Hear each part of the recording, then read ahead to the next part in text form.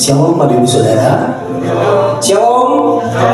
Ya, kita bersyukur buat kesempatan pada hari ini kita kembali bertemu bersama-sama dengan saudara seiman kita untuk kita sama-sama beribadah kepada Tuhan. Saya percaya sukacita Tuhan dan damai sejahtera dari Tuhan nyata di tempat ini. Amin. Baik Bapak Ibu Saudara, sebelum kita memulai ibadah kita, mari kita siapkan hati kita. Kita awali dengan satu pujian ini. Kita ucapkan syukur kita bawa penyembahan kita di hadapan Tuhan.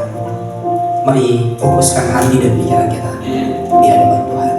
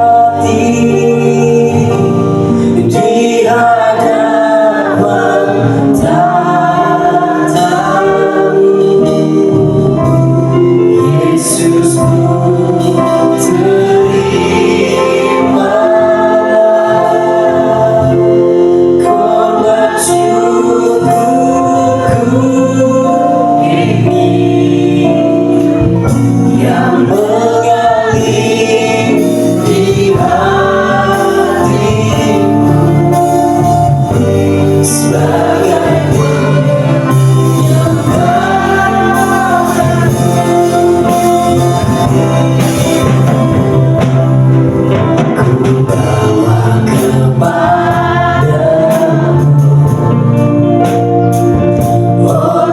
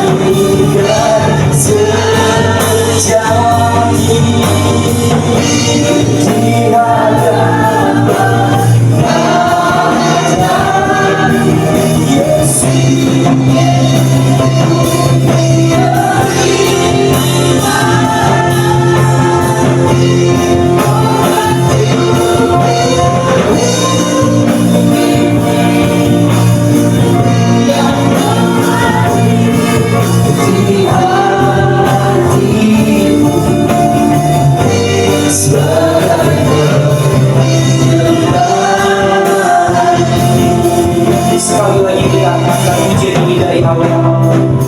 Kubawa kepada oh Tuhan, persembahanku ini.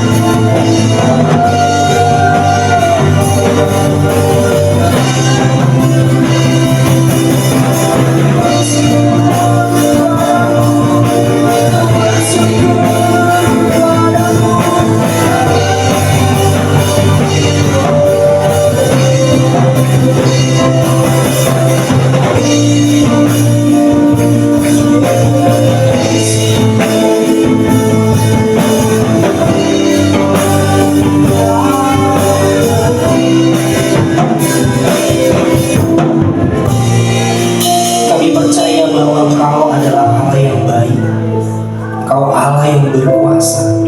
Itu sebabnya Bapa, mari nyatakan kuasa-Mu di tengah-tengah kami. Kami mau menyaksikan, kami mau mengecap akan hadirat Tuhan lebih dan lebih lagi. Itu sebabnya Tuhan, turut beracaralah bersama-sama dengan kami saat ini. Kami mau beribadah kepada Tuhan. Kami mau menyembah Tuhan. Kami mau meresponi kuasa Tuhan dengan penyembahan di dalam setiap pujian yang kami naikkan. Kiranya Tuhan berkenan setiap pujian penyembahan yang kami naikkan di hadapan Bapa.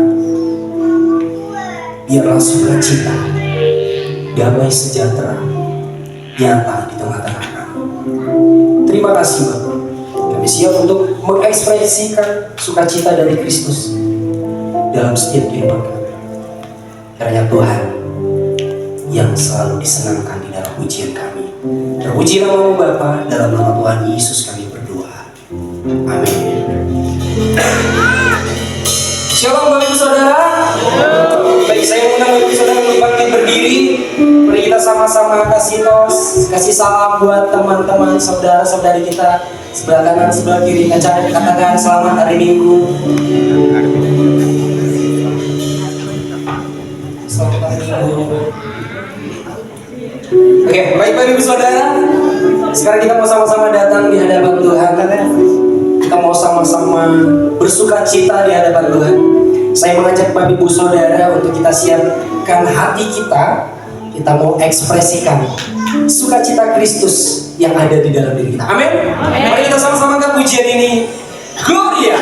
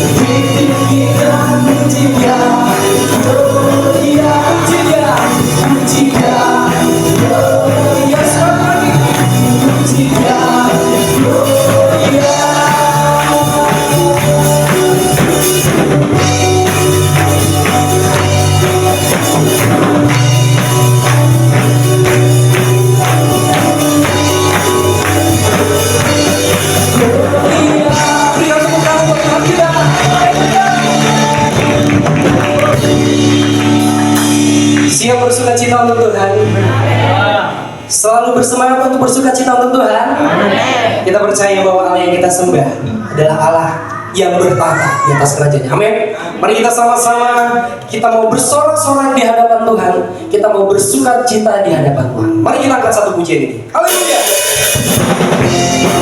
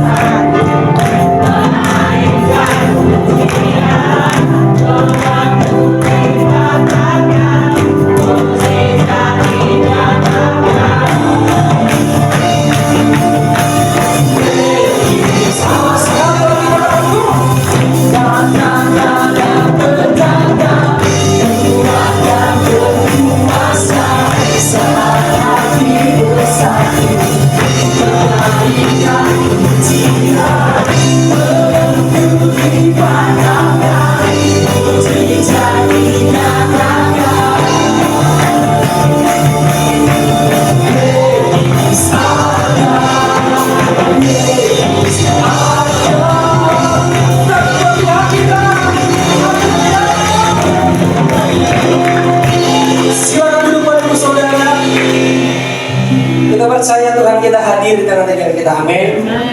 Sebab itu Bapak Ibu Saudara, mari terus kita siapkan hati kita, fokuskan hati dan pikiran kita pada Tuhan.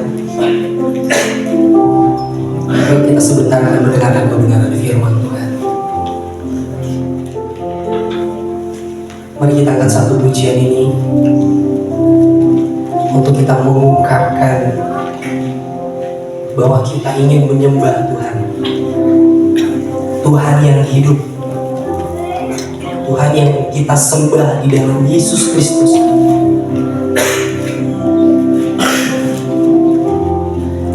Mari kita angkat pujian ini, kita sama-sama puji di hadapan Tuhan.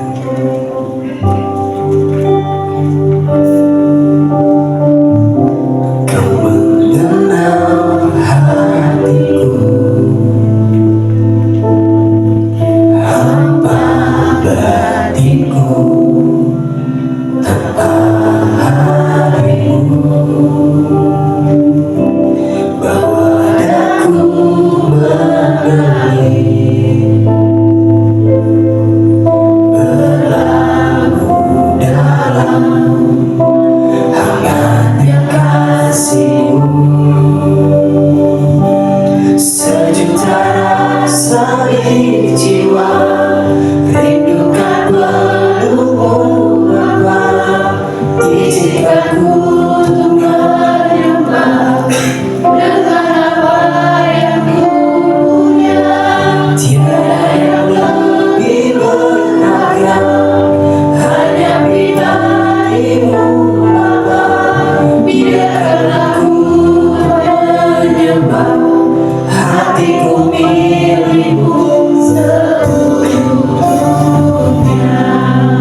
Mari kita sama-sama angkat pujian ini dari Allah.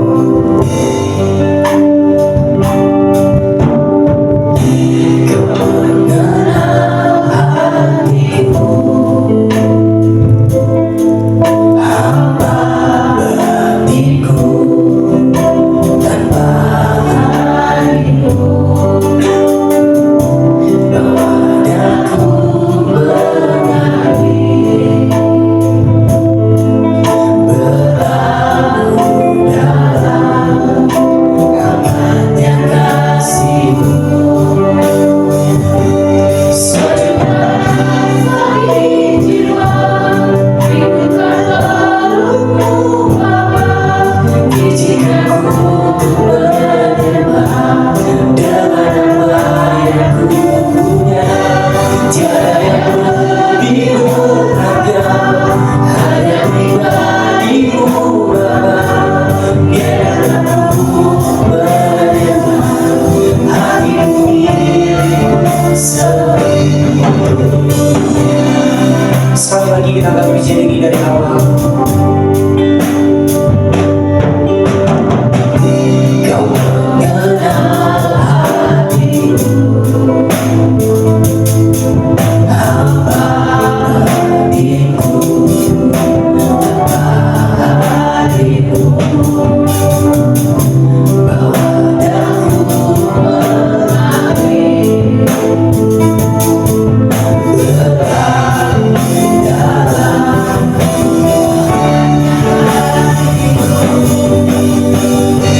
sejuta rasa di jiwa rindukan pelukmu Bapa. Izinkan ku menyembah dengan apa yang ku punya. Tiada yang lebih berharga, hanya pribadi-Mu Bapa. Biarkan aku menyembah, hatiku milik-Mu sepenuhnya.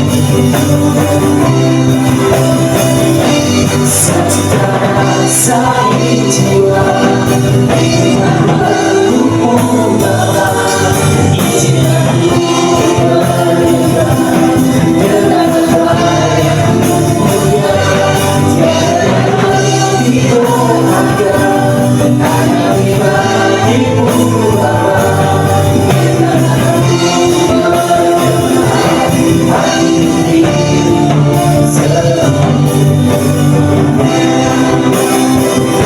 Sejuta rasa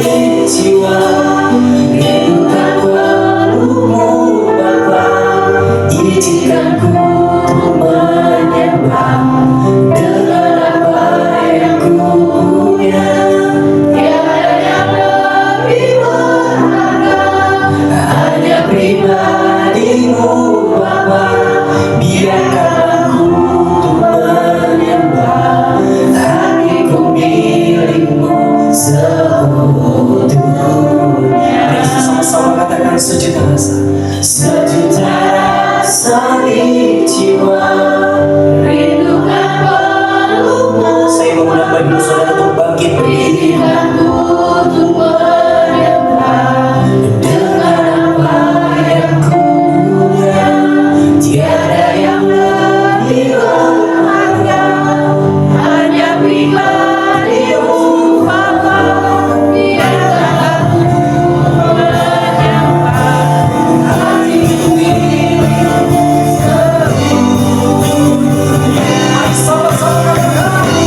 sejuta rasa di jiwa.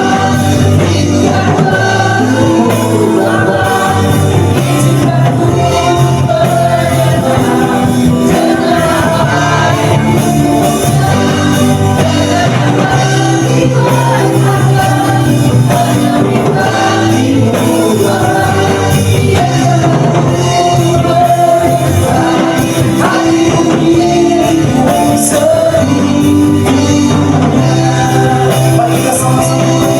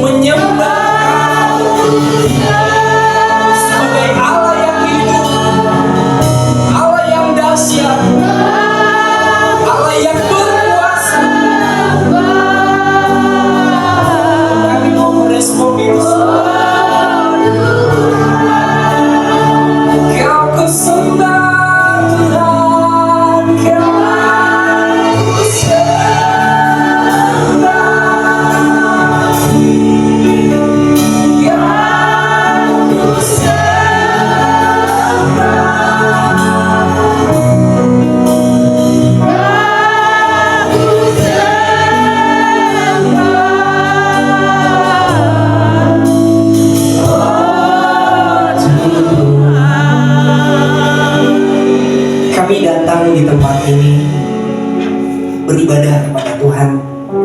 Kami mau menyembah Tuhan di dalam setiap pujian, kalimat yang kami panjatkan di hadapan-Mu. Itu sebabnya Bapa, biarlah Tuhan disenangkan di dalam setiap pujian penyembahan yang kami naikkan. Dan pakai kami lebih dan lebih lagi untuk menjadi penyembah-penyembah yang sejati. Itu sebabnya Bapa, sebentar kami akan duduk diam, mendengarkan kebenaran firman-Mu. Berbicaralah kepada setiap kami. Sampaikan isi hati-Mu kepada kami pribadi masing-masing. Pakai hamba-Mu yang telah Tuhan siapkan untuk menyampaikan isi hati-Mu. Setiap kata kalimat yang Ia sampaikan, semuanya berasal dari Tuhan. Kami sambut kebenaran firman Tuhan dengan hati yang haus dan lapar akan firman. Di dalam nama Tuhan Yesus Kristus, kami berdoa dan mengucap syukur. Mari kita sama-sama katakan, amin. Shalom saudara. Shalom. Bisa ditampilkan mungkin PowerPoint-nya, saya sudah menyiapkan. Hari ini sebetulnya saya diberikan tema bukan persis seperti yang ada di sini. Boleh kita sama-sama baca tema yang ada di layarnya. 3, 2, 1. Penyembahan yang bersangkutan dengan kuasa Tuhan. Sebetulnya agak berbeda sedikit temanya. Kata-katanya kira-kira mirip, esensinya sama, tetapi kalimatnya berbeda. Tapi waktu saya menyiapkan firman Tuhan ini dari tema bulanan saudara di tempat ini, saya mendapatkan kalimat ini. Kita perlu punya penyembahan yang bersahutan dengan kuasa Tuhan. Penyembahan yang bersahutan dengan kuasa Tuhan. Sekarang saya izin bertanya, apa itu penyembahan? Menurut saudara, atau yang saudara tahu saja, apa itu penyembahan? Jawab bersama deh, dalam hitungan ketiga ya, biar gak ada yang malu, jawab sendiri. Coba sebutkan aja, misalnya saudara mau menjawab lagu, atau bernyanyi, atau memuji, atau apapun, oke? 3, 2, 1, apa itu penyembahan? Memuji. Oke, ada yang jawab memuji, ada yang tidak jawab juga. Tapi penyembahan itu bukan sekedar lagu, bukan sekedar bernyanyi, bukan sekedar main musik, saudara. Tapi penyembahan itu berbeda. Kalau bernyanyi, semua orang bisa bernyanyi. Bahkan orang dunia bisa ya bernyanyi. Saudara tahu kan ada artis-artis dunia yang bahkan mereka buat perjanjian dengan kuasa gelap supaya mereka tenar, supaya mereka jadi orang yang terkenal, supaya mereka jadi orang yang dipuja-puja seluruh dunia. Dan itu dibantu oleh roh jahat. Mereka bisa nyanyi nggak? Bisa. Suaranya bagus nggak, saudara? Bagus. Mereka latihan, mereka lari sambil bernyanyi, mereka lari sambil latihan vokal, mereka bayar orang terbaik untuk melatih suara mereka. Mereka bisa nyanyi nggak? Bisa. Semua orang di luar sana bisa bernyanyi. Yang bisa main musik pasti bisa main musik. Tapi perbedaannya dengan penyembahan, di dalam penyembahan ada mesbah di sana. Mesbah itu butuh hati. Mesbah itu butuh cinta akan Tuhan. Mesbah itu perlu pengenalan akan Tuhan. Mesbah itu perlu kerinduan. Bukan cuma bernyanyi mulutnya cuap-cuap. Bukan cuma bermain musik dengan skill. Tapi ada hati di sana. Kita mau baca sama-sama di Roma 12 ayat 1. Saya siapkan dari bahasa Indonesia masa kini. Boleh saya minta yang versi ini, yang wanita boleh kita bangkit berdiri dan kita mau sama-sama baca yang ada di depan. Yang wanita saja boleh bangkit berdiri, kita mau baca sama-sama. Yang wanita saja ya yang baca. Oke. 3, 2, 1. Saudara-saudara, Allah sangat baik kepada kita. Itu sebabnya saya minta dengan sangat supaya kalian mempersembahkan diri dirimu sebagai suatu korban yang khusus untuk Allah dan yang menyenangkan hatinya. Ibadatmu kepada Allah seharusnya demikian. Silakan duduk dalam hadirat Tuhan, saudari-saudari. Firman ini berkata, Allah sudah sangat baik kepada kita. Artinya apa? Allah yang penuh kuasa, Tuhan kita yang penuh dengan kuasa dan otoritas, itu sangat baik kepada kita. Kalau sangat baik itu artinya suka menolong atau pelit pertolongan, saudara. Suka menolong, bahkan mau menolong, bahkan rindu menolong saudara dan saya menggunakan kuasa dan otoritasnya. Allah sangat baik kepada kita. Tetapi hari itu Paulus berkata kepada jemaat di Roma, saya minta dengan sangat supaya kalian mempersembahkan dirimu sebagai suatu korban yang hidup, yang khusus untuk Allah dan yang menyenangkan hatinya. Ini mezbah, saudara. Penyembahan itu bukan cuma apa yang kita tampilkan di panggung. Penyembahan bukan cuma seberapa bagus suara WL yang ada di depan. Bukan tentang seberapa hebat skill pemain musik, tapi seberapa hati yang diletakkan saat melayani Tuhan. Tentang seberapa mezbah itu dibangun. Bukan hanya di tempat ini saat melayani, tapi keseharian di rumah, dengan saat teduh, dengan membaca firman Tuhan, dengan berkomunikasi dengan Tuhan, itu membangun mezbah. Karena penyembahan itu bukan sekedar bernyanyi, itu bukan sekedar memainkan musik, tapi penyembahan berarti mezbah, bukan panggung. Boleh katakan ke kanan kirinya, mezbah bukan panggung. Mezbah bukan panggung. Mezbah bukan panggung. Bukan cuma performance ya saudara. Kalau performance, mungkin Taylor Swift bisa performance lebih bagus. Mungkin Justin Bieber bisa performance lebih bagus, yang settingannya miliaran harganya. Tetapi penyembahan itu bukan tentang performance, bukan tentang penampilan, tapi tentang mezbah, bukan panggung. Lalu ada di versi yang lain saudara. Di versi TSI, boleh saya minta yang pria sekarang bangkit berdiri dan baca bersama-sama. Yang di belakang terbaca nggak? Bapak-bapak yang di belakang, tulisannya cukup terbaca ya? Ya, mari dibaca. 3, 2, 1. Berdasarkan berbagai cara Allah berbaik hati kepada kita, maka sudah sepantasnya kita membalas kebaikan hatinya itu. Hendaklah kamu mengambil keputusan seperti ini, ya Tuhan, aku mempersembahkan tubuhku sebagai kurban bagimu, walaupun sebenarnya kamu masih hidup. Keputusan itu merupakan persembahan yang suci dan menyenangkan hati Tuhan.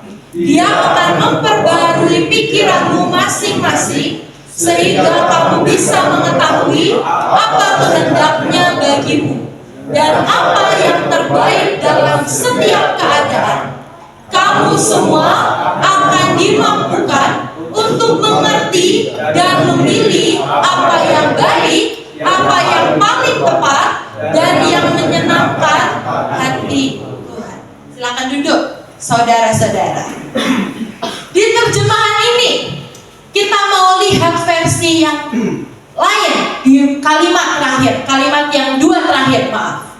Bahwa penyembahan, saat kita menaikkan penyembahan, saat kita tahu seberapa baik Tuhan kepada kita, bahkan saat kita masih di kandungan, saat kita masih kecil, saat kita mungkin melakukan dosa, saat kita bertobat lagi, saat kita melakukan kesalahan, saat kita berbalik lagi, Tuhan tidak pernah jahat kepada kita. Dia selalu baik kepada kita. Saat kita mengerti hal ini saudara, dan kita berkata, Tuhan, setiap kali aku menyembahmu, aku mau mempersembahkan hidupku menjadi korban untukmu. Aku bahkan bukan cuma waktu di gereja aku mau mempersembahkan hidupku, tapi dalam keseharianku aku mau mempersembahkan hidupku. Saat kita mengerti ini saudara, saat kita mengerti esensi penyembahan ini, bahwa yang dipersembahkan itu seluruh hidup kita, bukan cuma suara kita, bukan cuma skill main musik kita, tapi seluruh hidup kita di mezbah Tuhan. Ini esensi penyembahan. Dan saat kita mengerti, firman Tuhan berkata, Dia akan memperbaharui apa saudara? Pikiranmu masing-masing. Lalu sehingga kamu bisa mengetahui apa kehendaknya bagimu dan yang terbaik dalam setiap keadaan. Dimampukan untuk mengerti dan memilih yang baik, yang paling tepat, yang menyenangkan hati Tuhan. Izinkan saya tanya saudara, seberapa sih manusia itu sangat mudah memilih pilihan yang salah? Kalau diperhadapkan dengan pilihan, mau kuliah di mana?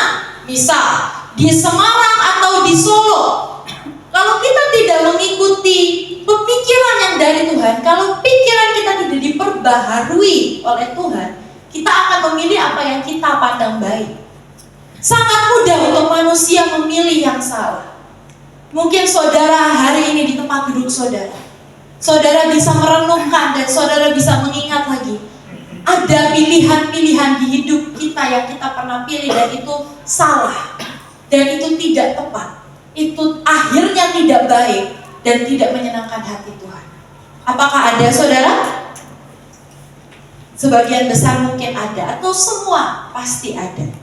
Seperti kisah Lot. Waktu hari itu Lot dan Abraham sudah terlalu kaya dalam satu kota. Dan Abraham berkata, Lot, kita berpisah, kamu pilih mau kemana. Dan Lot mencari-cari dan melihat suatu tempat yang seperti taman Tuhan. Seperti itu taman Tuhan atau bukan saudara? Bukan ya. Kalau misalnya saya punya tas apa sih saudara yang paling mahal gitu kira-kira? Merek apa yang paling mahal? Gucci ya, bisa Gucci gitu. Hah? Hermes kata tante. Ada lagi merek yang mahal-mahal? Kalau apa? LV, ada lagi? Iya, kalau misalnya saya ambil satu lah, misalnya Gucci. Saya misalnya pegang sebuah tas dan saya bilang ini seperti tas Gucci loh. Artinya itu tas Gucci atau bukan? Bukan. Hari itu sama yang dialami oleh Lot. Waktu Lot melihat dan dia melihat satu kota yang jauh dan dia lihat, wah, kota itu kayak bagus banget ya, seperti taman Tuhan. Ada perairannya, kelihatannya baik, kelihatannya bagus. Menurut pandangan Lotnya sendiri, bukan menurut pandangan Tuhan. Akhirnya Lot memilih tanah itu. Lot dan seluruh keluarganya dan semua hartanya pergi ke sana, menetap di sana. Ternyata tanahnya itu apa saudara? Ada kisahnya di Alkitab. Yang diturunkan api dari surga dan dibakar habis sampai Lotnya harus kabur. Sodom dan Gomora. Tempat yang kelihatannya, wow, itu kelihatannya bagus banget tuh. Kelihatannya mencukupi segala kebutuhan saya. Kelihatannya seperti taman Tuhan. Akhirnya baik atau tidak baik? Akhirnya tidak baik. Ternyata tempat itu penuh dosa. Ternyata tempat itu penuh percabulan, perzinahan, dan semua yang menyakitkan hati Tuhan. Sampai Tuhan menurunkan api dari surga membakar habis kota itu. Sampai Lot harus keluar, harus pindah, harus lari, harus kabur. Apa yang kita lihat seperti taman Tuhan? Apa yang kita lihat paling baik untuk kita? Seringkali itu pilihan yang salah. Tetapi kalau kita tahu dalam penyembahan, dalam menaikkan mezbah, itu ada janji Tuhan bahwa Tuhan akan memperbaharui pikiran kita, sehingga kita bisa memilih yang terbaik di setiap keadaan. Maka saya percaya hidup kita akan naik dan naik dan terus naik, sebab kita memilih pilihan Tuhan, bukan pilihan kita. Amin, saudara. Amin. Boleh saya undang, kita mau baca, duduk saja tidak apa sekarang. Baca 2 kalimat terakhir ini dari yang dia akan memperbaharui pikiranmu, tetapi mu-nya diganti aku. Dan mari kita memperkatakan firman untuk diri kita sendiri. Oke saudara, dari dia akan memperbaharui pikiranmu masing-masing, dari situ sampai habis ya. Kita katakan, kita perkatakan, dan semua kata kamu ganti menjadi aku. Bisa ya saudara? Mari kita baca bersama dengan iman. 3, 2, 1. Dia akan memperbaharui pikiranku masing-masing, sehingga aku bisa mengetahui apa kehendaknya bagiku dan apa yang terbaik dalam setiap keadaan. Aku semua akan dimampukan untuk mengerti dan memilih apa yang baik, yang paling tepat, dan yang menyenangkan hati Tuhan. Amin saudara? Amin. Dan hari ini kita mau belajar sekali lagi bahwa untuk mendapatkan hal ini yang barusan kita baca dengan iman, itu bukan lewat menyanyikan lagu-lagu rohani, bukan cuma lewat cuap-cuap bernyanyi saudara. Mungkin suara kita kalah dibanding penyanyi-penyanyi profesional di luar sana, tapi untuk kita bisa mendapatkan ini perlu membangun mezbah. Dan membangun mezbah itu setiap hari, bukan cuma sekali-kali, bukan cuma seminggu sekali di gereja, tapi membangun mezbah adalah hari demi hari. Seperti yang tadi ayatnya Paulus katakan, bahwa mempersembahkan hidup kita sebagai korban yang hidup dan yang khusus. Artinya apa sih? Kalau korban yang mati, saudara tahu kan zaman dulu orang suka mempersembahkan korban. Sampai sekarang sih ya sebetulnya ya saudara. Sepupu kita, saudara sepupu kita masih ada setahun sekali mempersembahkan kurban. Saya mau tanya, kalau di kurban itu binatangnya dibunuh dulu atau hidup-hidup dibakar dengan api? Disembelih dulu ya, disembelih dulu. Tetapi firman-Nya tadi berkata korban yang hidup, bukan korban yang mati. Artinya apa? Hidup. Setiap hari, setiap detik kita mempersembahkan hidup kita untuk Tuhan. Bukan cuma saat hari Minggu di gereja, bukan saat kita saat teduh saja, bukan hanya itu korban kita, tapi setiap reaksi dalam kehidupan kita itu menentukan. Setiap pilihan dalam hidup kita, pastikan itu menjadi korban dan persembahan yang berkenan di hadapan Tuhan. Setiap apapun respon kita, kalau ada orang yang bikin marah, apakah respon kita akan berkata dengan kasar dan segala macam kata-kata kebun binatang keluar? Ataukah hati kita mau merespon, tenang, sabar, saya mengampuni? Kalau ada orang yang menjahati kita, apakah respon kita mau, saya rencanakan pembalasan supaya dia semakin sengsara? Ataukah kita mau berkata, mungkin orang itu sedang mengalami sesuatu yang berat sehingga dia menyakiti, saya memilih mengasihi. Itu demi hari itu pilihan saudara. Detik demi detik itu adalah pilihan. Apakah kita mau berespon dengan benar? Apakah kita mau bereaksi dengan benar dalam segala keadaan? Ataukah kita mau bereaksi yang salah, bereaksi yang tidak tepat, bereaksi yang tidak menyenangkan hati Tuhan? Dan kalau kita mau berkata, ya Tuhan, aku mau menyembah Engkau, aku mau menjadikan penyembahanku bersahutan dengan kuasa Tuhan. Mari sama-sama minta Tuhan Roh Kudus di hati kita untuk mengingatkan kita setiap hari bereaksi dengan benar. Sebab sekali lagi, membangun mezbah adalah setiap saat, bukan waktu saat teduh saja, bukan waktu hari Minggu saja, tetapi setiap reaksi dalam hidup kita menentukan. Dan saudara, di dalam mezbah itu sangat banyak berkat.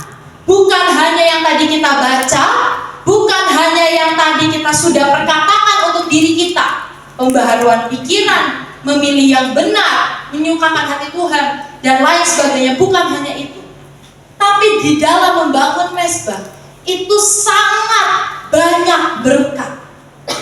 Mungkin apalagi yang anak-anak muda suka bertanya, buat apa sih Ci menyembah Tuhan? Buat apa sih Ci mempersembahkan hidup untuk Tuhan? Buat apa sih Ci reaksiku harus benar terus, itu untuk apa sih? Karena dalam mezbah itu ada berkat-berkat yang melampaui batas, yang melampaui pikiran manusia, yang Tuhan simpan khusus hanya untuk orang-orang yang mau mempersembahkan hidupnya untuk Tuhan. Bahkan berkat-berkat bukan cuma di bumi, bukan cuma harta, bukan cuma berkat yang bisa kita lihat sekarang, tapi berkat yang di surga, upah yang di surga, yang kita bisa nikmati dalam kekekalan. Itu juga yang tidak terbatas, yang melampaui segala akal, yang Tuhan mau berikan untuk mereka yang mau mempersembahkan hidupnya di mezbah Tuhan, menjadi korban untuk Tuhan. Contohnya apa? Waktu kejadian Nuh, setelah Nuh turun dari bahtera, Nuh membuat mezbah, mempersembahkan korban untuk Tuhan. Dan Tuhan sangat berkenan, sehingga Tuhan berjanji kepada Nuh dan kepada seluruh dunia bahwa Tuhan tidak akan memusnahkan manusia dengan air bah lagi, walaupun manusia hatinya jahat. Sebuah perjanjian yang bukan cuma dinikmati Nuh seumur hidupnya, tapi sampai hari ini Tuhan tidak akan membasmi seluruh dunia lagi.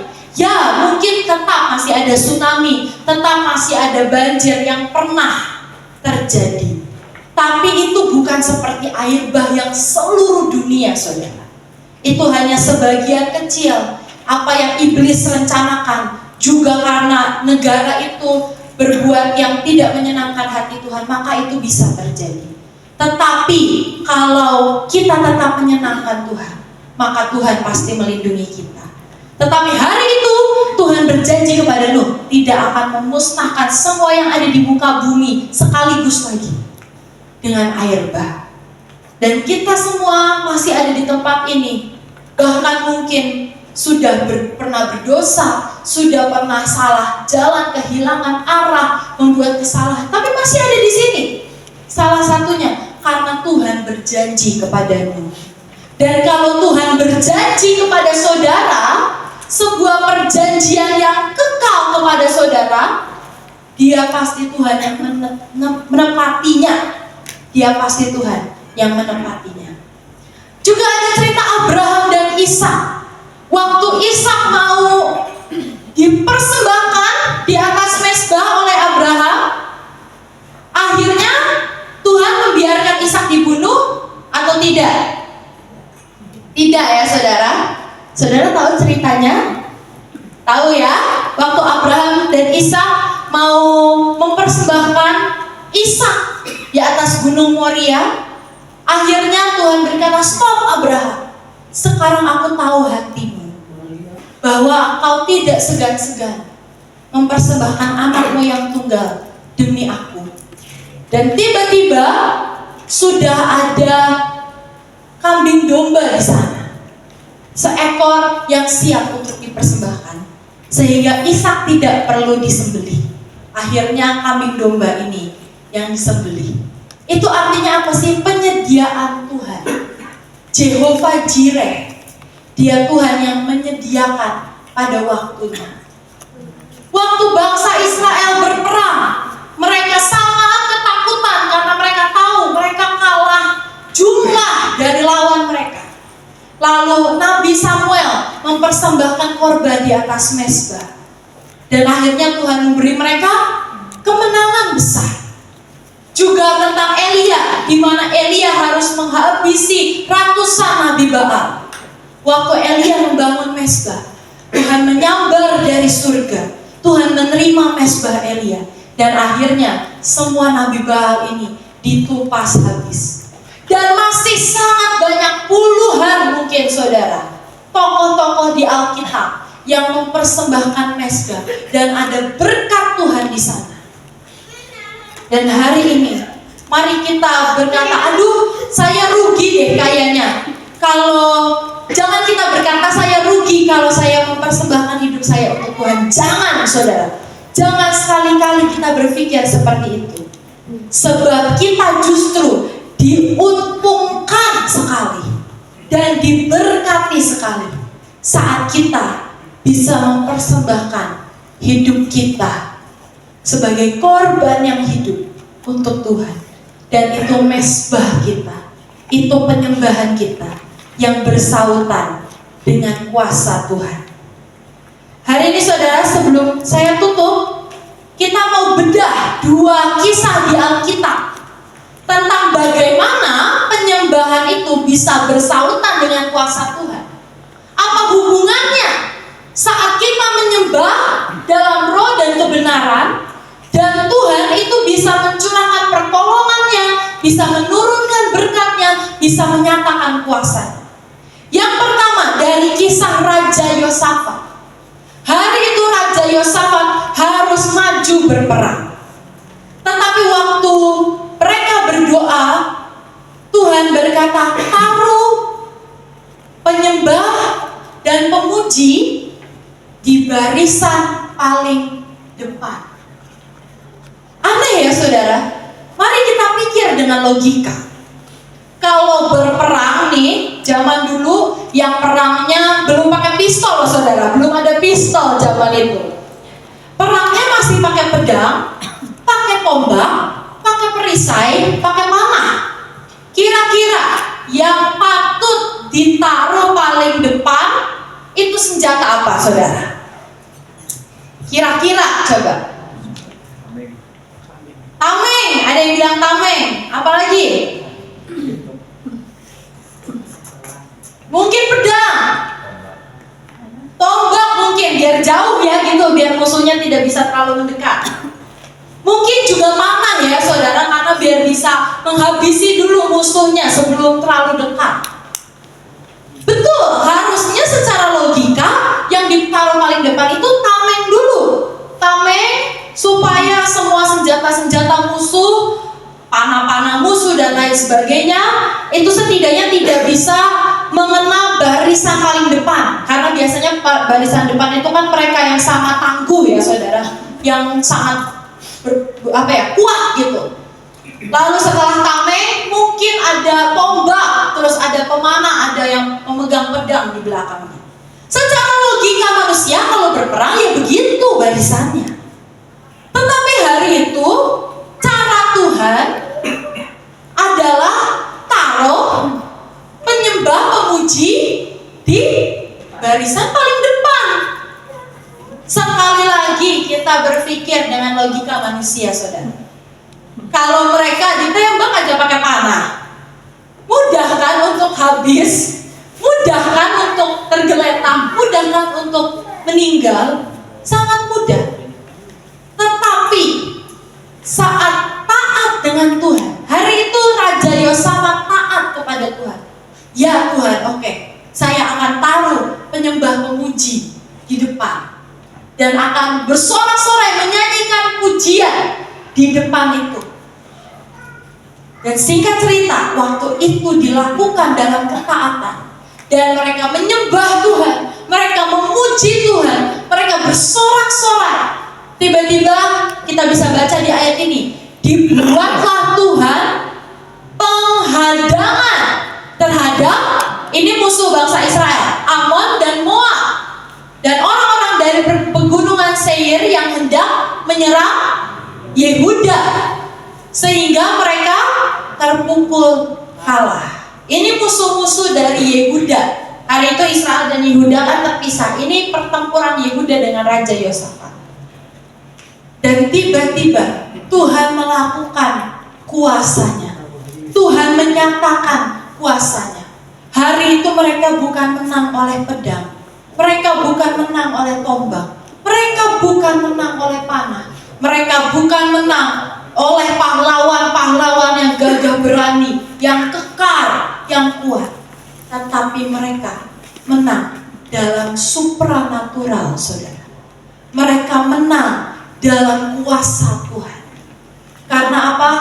Mereka taat untuk menaikkan penyembahan.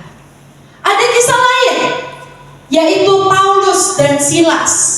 Hari itu Paulus dan Silas ditangkap, dibuang dalam penjara dan dipasung karena mereka memberitakan firman Tuhan. Mereka memberitakan Injil. Tetapi apa yang terjadi? Di Kisah Para Rasul ditulis bahwa Paulus dan Silas berdoa dan menyanyikan puji-pujian. Sekali lagi mereka menyembah. Mereka memuji.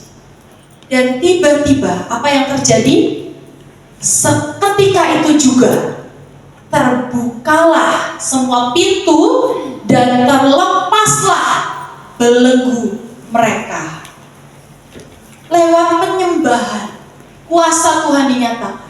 Sekali lagi, hari itu Paulus dan Silas tidak bebas dari penjara karena pengacara yang mahal, bukan karena kasih uang sama hakimnya, bukan karena ada orang yang membela mereka. Tapi Paulus dan Silas terima kebebasan karena sekali lagi supranatural, yaitu kuasa Tuhan yang dinyatakan lewat pujian-pujian mereka, lewat penyembahan mereka, lewat mezbah yang mereka berikan. Dan itulah yang membawa mereka dalam kebebasan. Sehingga bahkan setelah kejadian ini, saudara, setelah mereka keluar dari penjara, penjaga-penjaranya kaget, penjaganya diinjili, penjaganya terima Yesus, penjaganya bawa Paulus dan Silas ke rumahnya. Akhirnya satu keluarga terima Yesus dan diselamatkan. Sebuah berkat yang ajaib yang Paulus dan Silas dan Raja Yosafat alami. Hari ini kemenangan besar yang sama, yang supranatural, Tuhan mau berikan kepada kita. Pembebasan, keselamatan yang besar, yang supranatural yang sama, Tuhan mau berikan untuk setiap kita. Tetapi kita harus tahu, ini kunci dari penyembahan yang bersahutan dengan kuasa Tuhan. Bahwa Yosafat memberikan hidupnya untuk dipakai oleh Tuhan melalui menjadi raja untuk Yehuda. Paulus dan Silas memberi hidupnya dipakai oleh Tuhan untuk memberitakan Injil. Mereka adalah orang-orang yang memberikan hidup untuk Tuhan. Mereka adalah orang-orang yang dicatat di firman bahwa mereka melakukan apa yang menyenangkan Tuhan. Mereka melakukan apa yang menyukakan hati Tuhan. Dan yang terpenting, mereka adalah orang-orang yang mendengarkan Tuhan, yang taat kepada Tuhan, yang mempersembahkan hidupnya sebagai persembahan yang hidup, menjadi korban yang hidup untuk Tuhan. Dan kalau kita bisa mempraktekkan ini, saudara, dalam hidup kita, bahwa kita, setiap reaksi kita adalah mezbah, setiap keputusan kita adalah mezbah, setiap nafas kita adalah mezbah, maka berkat-berkat yang ajaib menjadi bagian kita. Saya akan tutup dengan satu kesaksian pribadi hidup saya, saudara. Saya pernah juga mengalami bagaimana penyembahan saat saya menyembah dalam roh kebenaran, ketepatan, dan itu betul-betul bersautan dengan kuasa Tuhan sampai Tuhan bisa mengubah hal yang tidak satu manusia pun bisa ubah. Hari itu saya harus pulang ke Indonesia. Saya dulu kuliah di Singapura, saudara.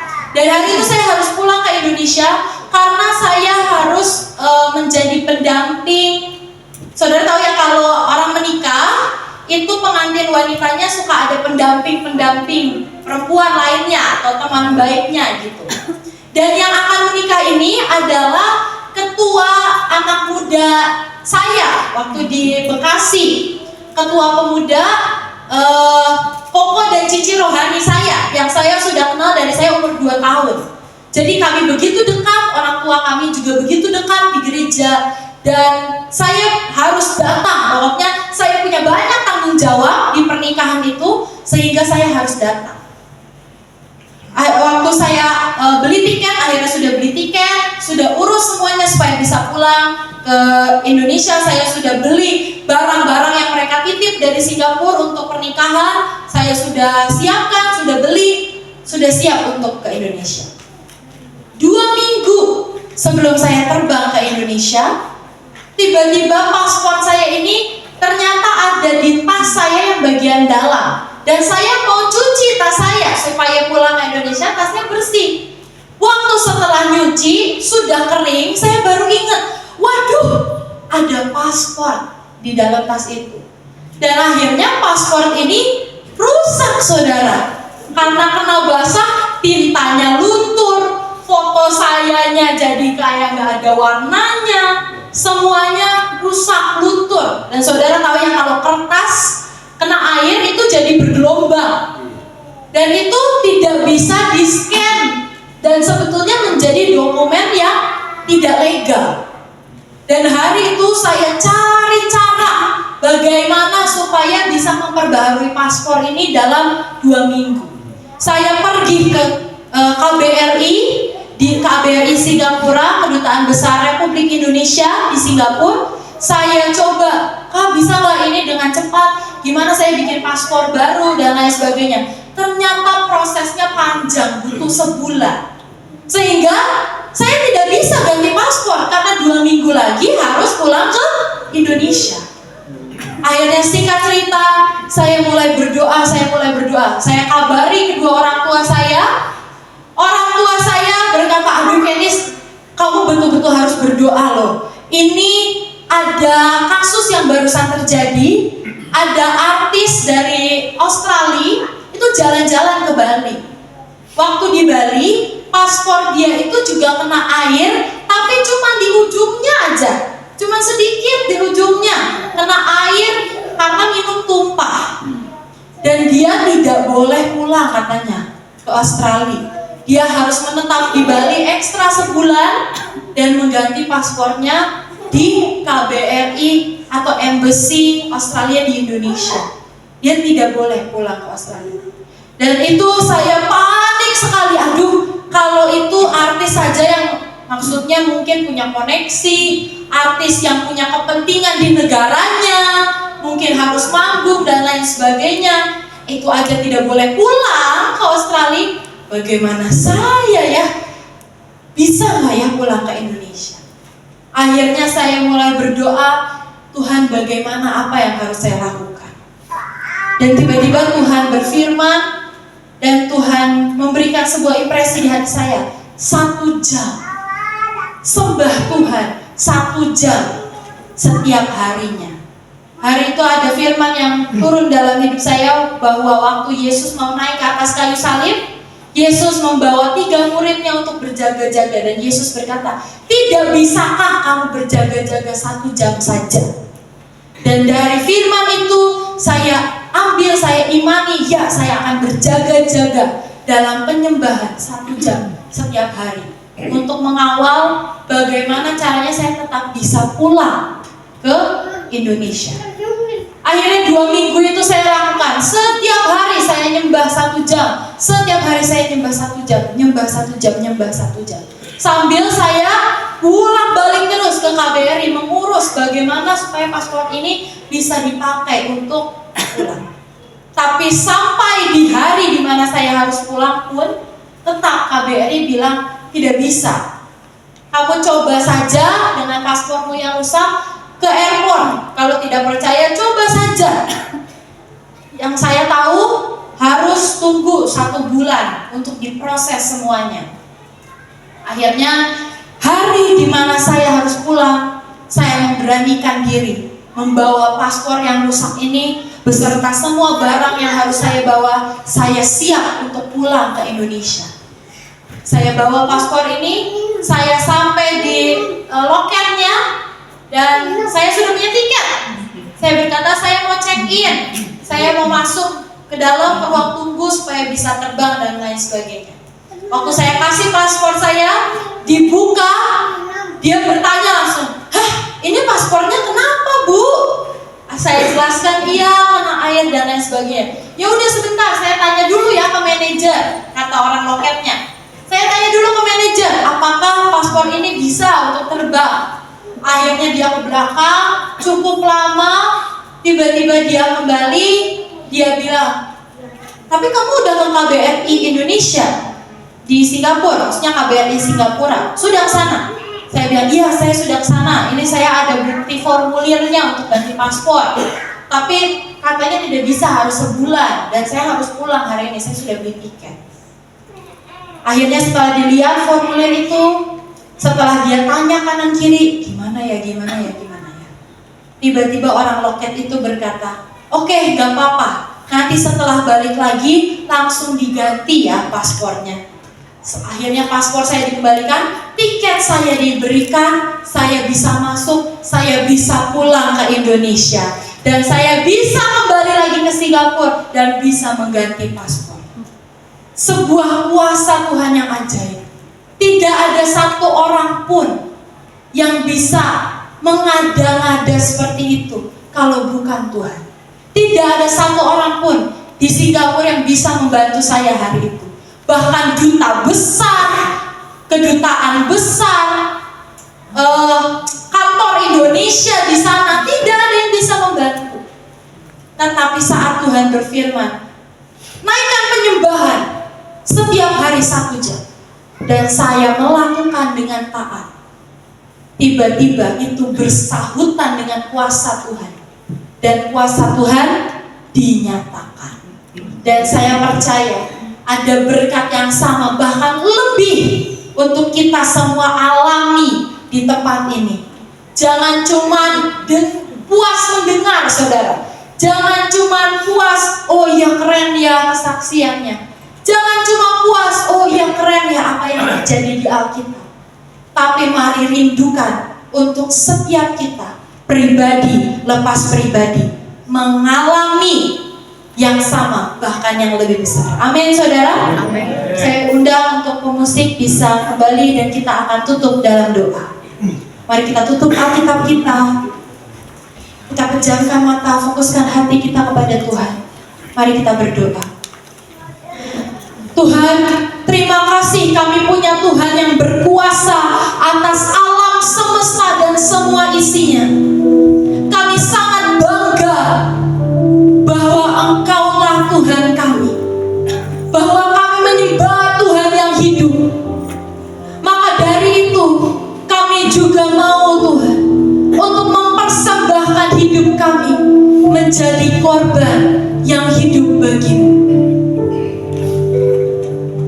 Saudara, untuk Engkau yang mau untuk setiap reaksimu dipegang oleh Tuhan, pikiranmu dipegang oleh Tuhan, dan Engkau mau menaikkan mezbah, yaitu mempersembahkan hidupmu bagi Tuhan. Boleh saya undang untuk taruh satu tangan di hatimu, dan tangan yang lain kau angkat setinggi yang kau bisa. Tuhan, kau lihat mereka yang dalam iman meletakkan tangan mereka di hati mereka, dan tangan yang lain mereka angkat kepadamu di surga, Tuhan. Ini sebagai tindakan iman bahwa mulai hari ini mereka mempersembahkan hidup mereka, pikiran mereka, hati mereka, reaksi mereka, semuanya di dalam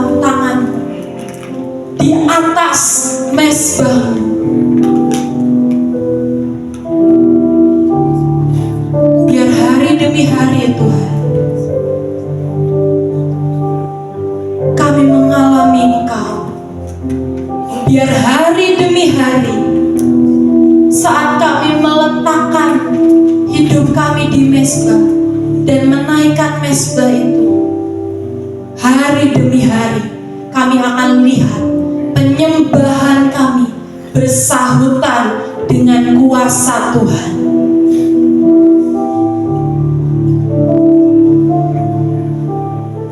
Engkau lihat hati kami Tuhan. Kau kerjakan seturut yang Kau mau. Terima kasih Tuhan, terima kasih Tuhan.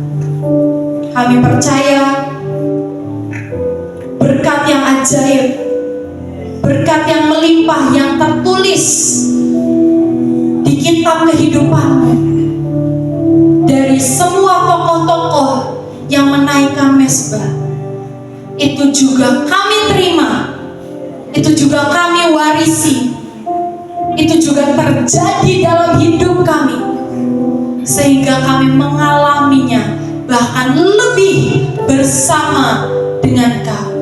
Terima kasih Tuhan, terima kasih Tuhan, terima kasih Tuhan. Sekali lagi kami sangat mengucap syukur. Kami punya Allah yang berkuasa, kami punya Allah yang besar. Terima kasih Tuhan, terima kasih Tuhan. Pegang hidup kami, pegang hidup kami Tuhan, pegang hidup kami. Terima kasih Tuhan, terima kasih Tuhan. Di dalam nama Yesus kami berdoa dan kami mengucap syukur. Semua yang percaya, mari sama-sama katakan amin. Haleluya, mari satukan hati kita berdoa kepada Tuhan. Terima kasih Bapak, kembali kami datang di hadapan Tuhan.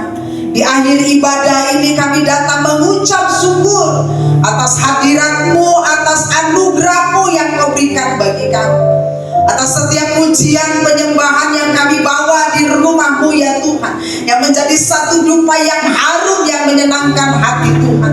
Atas setiap firman Tuhan yang dibagikan, kami percaya Tuhan itu menjadi berkat bagi kami, pengetahuan, pemahaman Tuhan akan penyembahan yang sesungguhnya, bukan hanya sekedar panggung ya Tuhan, tapi mezbah yang kami bangun dalam kehidupan kami, bukan seminggu sekali, bukan sebulan sekali, tapi setiap hari kami membangun mezbah penyembahan kami. Hidup kami menjadi penyembahan kepada-Mu ya Tuhan, menjadi satu ibadah di dalam kehidupan kami. Ini hidup kami ya Pak. Mari bukakan pengertian kami, pemikiran kami akan penyembahan yang sesungguhnya. Di dalam penyembahan kami juga boleh melihat ada hal-hal yang tersembunyi, ada hal-hal yang sepertinya kami tidak mengerti, ada hal-hal yang akan Tuhan nyatakan di dalam penyembahan. Itu bisa terjadi apabila penyembahan itu bersatu dengan kuasa-Mu ya Pak. Maka mujizat itu terjadi dan kami alami ya Pak. Sebagaimana apa yang terjadi pada bangsa Israel Tuhan pada saat mereka berperang melawan Abimelek Tuhan. Bapa, kami percaya Tuhan, Engkau Allah sendiri Tuhan yang memberikan perhadangan bagi bangsa Israel Tuhan. Dan sungguh-sungguh di atas penyembahan, di atas pujian yang dinaikkan oleh umat-Mu, Engkau Allah bekerja memberikan kemenangan bagi bangsa Israel. Mungkin secara manusia Tuhan tidak masuk akal, tapi kami mau belajar percaya bahwa di atas pujian penyembahan, apa yang tidak mungkin bagi manusia dapat mungkin bagi Engkau ya Tuhan. Bapak, biarlah kami menyadari akan hal itu Tuhan. Patraikan firman-Mu Tuhan dan berkati hamba-Mu yang sudah menyampaikan kebenaran firman-Mu, pakai dia lebih lagi dan dapat menjadi berkat bagi banyak orang melalui hidupnya. Banyak orang dimenangkan bagi-Mu ya Tuhan. Terima kasih Bapa untuk setiap persembahan yang kami bawa ke rumah. Biar Tuhan yang memberkati, biar Tuhan yang membukakan tingkap-tingkap lagi bagi kami semua, bagi jemaat-Mu Tuhan. Engkau Allah yang mencurahkan berkat-Mu Tuhan. Karena setiap persembahan yang dibawa umat-Mu, Engkau Allah mengembalikannya dengan berkat yang berkelimpahan. Terima kasih Bapak. Terima kasih Tuhan Yesus. Kami bersyukur kepada Tuhan. mau serahkan hidup kami ke dalam tangan. Perjalanan hidup kami, perjalanan yang masih kau berikan bagi kami Tuhan. Biarlah kami berjalan Tuhan bersama dengan Tuhan, menanti-nantikan Tuhan, sehingga kami mendapatkan kekuatan yang baru. Pada saat kami berjalan tidak menjadi lelah, kami berlari tidak menjadi letih. Itu adalah janji, karena ada kekuatan yang senantiasa Engkau berikan bagi kehidupan kami. Kami akan mengalami level up dalam kehidupan kami. Kami akan terus maju Tuhan dan bukan mundur. Kami akan terus naik dan bukan turun. Kami akan menjadi kepala dan bukan ekor. Itu adalah janji ya Tuhan. Biarlah Tuhan kami dapat menghidupi semua kebenaran firman-Mu ya Tuhan. Terima kasih Bapak. Terima kasih Tuhan. Kami mau serahkan hidup kami ke dalam tangan. Bahkan sepanjang 1 minggu ke depan Engkau memberkati kami, Engkau menyertai kami, Engkau melindungi kami, Engkau menjagai keluar masuknya kami, Engkau membuat kami aman dalam perlindungan-Mu. Tidak ada hal-hal yang buruk terjadi dalam hidup kami, tapi kami tetap aman dalam perlindungan, mengalami kemenangan demi kemenangan bersama dengan Tuhan. Terima kasih Tuhan. Mari Bapak Ibu Saudara, angkatlah tanganmu dan percayakanlah hidupmu kepadanya. Pulanglah dan terimalah berkat daripada Allah Bapa dan cinta kasih daripada Tuhan Yesus Kristus dan persekutuan dengan Roh Kudus yang akan menyertai kita dari sekarang dan sampai selama-lamanya. Di dalam nama Bapa dan Putra dan Roh Kudus, dalam nama Tuhan Yesus, semua yang percaya dan terima berkat katakan amin. Amin. Selamat hari Minggu. Tuhan Yesus memberkati kita semua.